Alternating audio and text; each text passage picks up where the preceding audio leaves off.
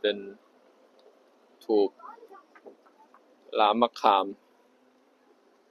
สถูปลามะขามสถานที่เก็บสรีระของเก็บพระบรมสารีริกธาตุของพระพุทธเจ้าถือว่าเป็นที่สำคัญที่เป็นสถูปที่ยังไม่เคยขุดค้นเพราะว่าพญานาคไม่ยอมให้ทำให้ยังเป็นสถูปที่มีความ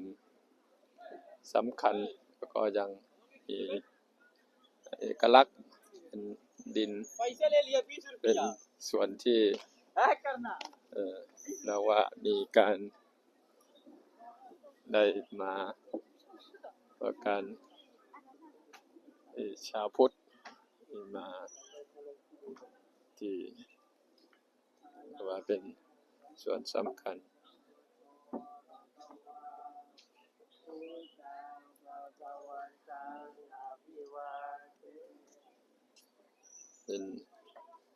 เป็นที่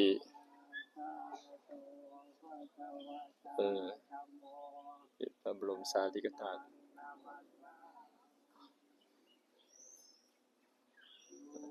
ที่สำคัญ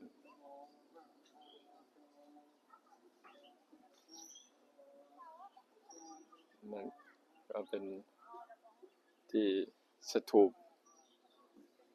สำคัญที่ชาวพุทธก็พากันมาบูชาสักการะในสถานที่ที่มีพระบรมสารีริกธาตุที่ดิฐานไว้สถูปนี้หรือว่าเป็นส่วนสำคัญที่ชาวพุทธควรที่จะมาบูชาสักการะที่สถูปลามะขามเป็นสถูปที่ยังเป็นของแท้ที่ยังไม่ได้ขุดค้นเพราะว่าพญานาคก็ไม่ยอมพญานาคออกมาบอกว่านี่เป็นที่พึ่งที่ยึดเหนี่ยวของพญานาคก็จึงได้นำเรียกว่าได้ไม่สามารถที่จะขุดค้นได้ว่าเป็นอีกส่วนหนึ่งที่ยังรักษาความเป็นสถูปที่สำคัญว่ายังมีความสมบูรณ์ในการขุดค้นมีความสำคัญก็คือมีพระบรมสารีริกธาตุที่ถูกแบ่งมานี่เป็นสถูปลามะขามสถานที่ประดิษฐานหรือว่าที่เก็บประดิษฐานที่ถูกแบ่งมา8หัวเมืองในสมัยครั้งพุทธกาลมันที่ถูกแบ่งมา8หัวเมืองครับแล้วก็ได้นำมาประดิษฐานที่สถูปนี้แล้วก็ยังไม่มีการขุดค้นยังบริบูรณ์สมบูรณ์เนื่องจากว่าพระเจ้าโศกมหาราชมีความประสงค์ที่จะมาขุดจะนำไปประดิษฐานที่สถูปต่างๆแต่ก็ไม่สามารถที่จะนำไปได้เพราะว่าพญานาคก็ตอนได้ขึ้นมาเป็นมนุษย์แล้วก็ได้ขอโอกาสว่านี่เป็นที่ยึดเหนี่ยวจิตใจของพญานาคเป็นใจก็จึงทำให้บอกว่าขอให้เจ้าโศกมหาราชจะได้นำพระบรมสารีริกธาตุจากตรงนี้ไปเลยก็เพื่อจะให้เป็นที่พญานาคได้บูชาสักการะนั้นก็ถือว่าเป็นส่วนสำคัญเป็นสิ่งที่ดีที่มี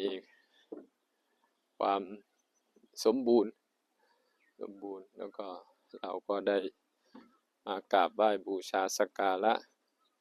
เพื่อจะได้นำความเป็นธาตุแท้ของความเป็นผู้รู้ผู้ตื่นผู้เบิกบานไปใช้ในวิถีชีวิตในความเป็นชาวพุทธที่ ได้มากราบมาไหว้มาบูชาสักการะถือว่าเป็นสิ่งสำคัญการที่เรามานี้ก็ไม่ใช่เรื่องง่ายเพราะว่ามันอยู่นอกเส้นทางก็ชาวพุทธทั้งหลายก็มีเวลาจำกัดก็ไม่สามารถที่จะออกมาที่สถูปรามะขามนี้ได้เพราะว่าต้องใช้เวลาก็จำกัดดังนั้นก็ไม่ใช่เรื่องง่ายที่จะมาดังนั้นเมื่อมาแล้วก็มารู้มาเห็นมาเข้าใจในความแท้ความเป็นสิ่งที่พุทธองค์ได้เป็นผู้ที่มีความสำคัญแล้วก็เป็นผู้ที่ได้รับความเป็นผู้ที่เรียกว่าปฏิบัติตามหลักคำสั่งสอนขององค์สมเด็จพระสัมมาสัมพุทธเจ้าเมื่อเราเข้าใจเรานำสิ่งดีๆไปใช้เราก็จะได้รับธาตุแท้ของความเป็นผู้รู้ผู้ตื่นผู้เบิกบานเมื่อเรารู้ว่าร่างกายเราประกอบด้วยธาตุทั้ง4ก็คือธาตุดินธาตุน้ำธาตุลมธาตุไฟเมื่อเรารู้ว่าธาตุเหล่านี้มันก็ประกอบขึ้นมาสักวันหนึ่งมันก็จะอันตรธานหายไปดังนั้นเพื่อเรารู้เราก็จะได้ไม่ประมาทแล้วก็รีบเร่งขวนขวายสร้างคุณงามความดีสร้างสิ่งที่เป็นที่พึ่งเป็นที่ยึดเหนี่ยวจิตใจไว้ได้แล้วก็เป็นอีกส่วนสำคัญก็เราก็จะได้มีความตั้งมั่นตั้งใจแล้วก็สร้างบุญกุศลเพิ่มพูนบุญกุศลให้มีความเจริญรุ่งเรืองให้เป็นที่พึ่งของตัวเองได้นั่นก็เป็นส่วนสำคัญที่เราได้มารู้มาเห็นมาเข้าใจในสิ่งที่เป็นประโยชน์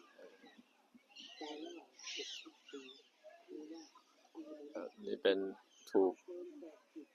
รามะขามที่ประดิษฐานพระบรมสารีริกธาตุซึ่งเป็นของแท้ที่ยังไม่มีการขุดค้นเพราะว่าพญานาคก็ไม่ยอมให้ขุดค้นก็ยังให้รักษาให้ประดิษฐานอยู่นี้เป็นที่พึ่งที่ยึดเหนี่ยวจิตใจของพญานาคทั้งหลายดังนั้นก็ถือว่าเป็นอีกส่วนสำคัญที่เราได้มาดูมาเห็นมาเข้าใจแล้วก็นำสิ่งดีๆไปปฏิบัติเราก็จะได้รับความเจริญรุ่งเรืองให้มีที่พึ่งเป็นที่พึ่งที่มีความสมบูรณ์ในชีวิต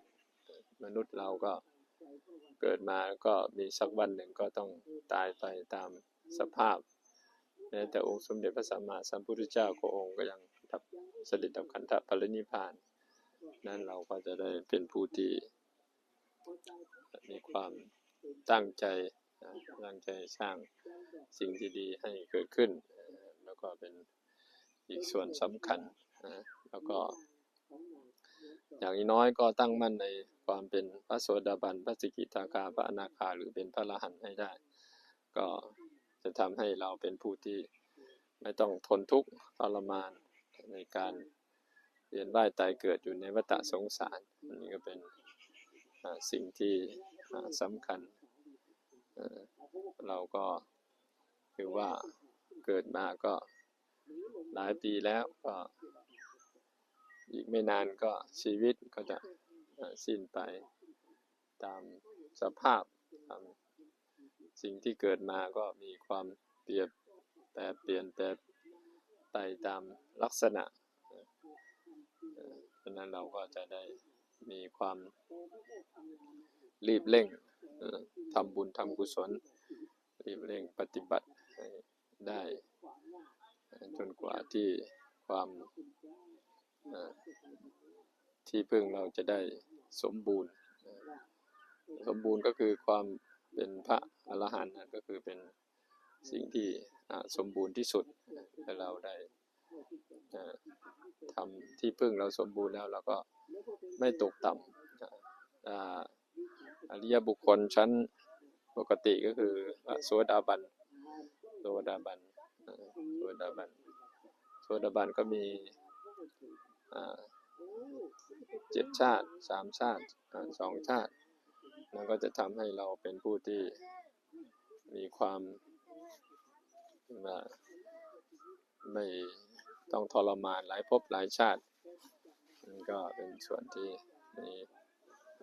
ความที่เราที่มาแล้วก็ควรที่จะเป็นมนุษย์ที่สมบูรณ์ควรที่จะรีบเร่งขวนขวายสร้างประกอบในสิ่งที่ดีๆเพื่อเราจะได้เป็นผู้ที่ไม่ได้ตกต่ำในภพในภูมิชาติทั้งหลายนั่นก็เป็นอีกส่วนหนึ่งที่ได้มาเห็นชาวพุทธมาสักการะเป็นส่วนที่มีความสุขพระเจ้าดิฉลาดประโยชน์ก็ไปเห็นมาเมื่อกี้ไม่ใช่เหรอวัสกีเทรวัติตาก็ไปเห็นมาเมื่อกี้ไปถามมาเมื่อกี้ไม่ใช่เลยพระโมคคัลลานะกับพูดตัวว่าโอ้ยผมมีคนเดียวเท่าที่ละหมาดวันนี้แต่พระเจ้าว่าจบนั่นเองเขาจะทำบุญเป็นบุญแล้วนี่แหละเราจะเลือกว่าคิดอย่าคิดว่าคิดหน่อยจะจบล้านคนเป็นจะถูกที่เก็บมัทธะกุณลีพระบรมสารีริกธาตุของพระพุทธเจ้าวัสกีคือวัตถิดาเป็นต้นพวกนี้เขาว่าทานเขาไม่เคยให้ศีลไม่เคยรักษาภาวนาก็ไม่เคยทำแต่มีหลายคนนะโยมถูกลามคามที่เก็บปฏิเหมือนกับพระบรมสารีริกธาตุของพระพุทธเจ้าที่ลูกนี่คนของเขาไม่ใช่ลูกที่คนหรอกเมืองเทวตหะ